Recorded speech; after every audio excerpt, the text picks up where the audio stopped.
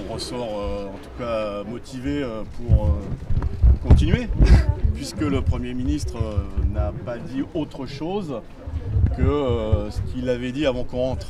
Je remarque d'ailleurs que, comme nous lui avons dit, mais qu'est-ce qui pose problème dans le statut des cheminots et que vous ne voudriez pas mettre dans la convention collective, il est incapable de le dire. Le Premier ministre, nous lui avons demandé d'interrompre le processus parlementaire en cours sur sa loi. Il a évidemment refusé, mais il nous reste, on va dire, à peu près un mois avant le début, 3 semaines avant le début de l'examen au Sénat. Donc il y a encore 3 semaines pour interrompre le processus parlementaire. On nous a dit qu'il y aurait une nouvelle date qui serait proposée aux organisations syndicales pour être reçue par le Premier ministre d'ici fin mai.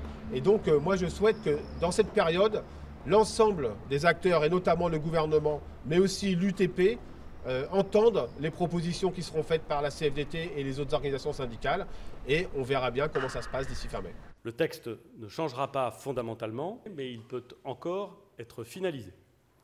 La porte de Madame la ministre reste évidemment ouverte et nous sommes prêts à discuter avec les organisations syndicales avant le passage au Sénat de certains amendements.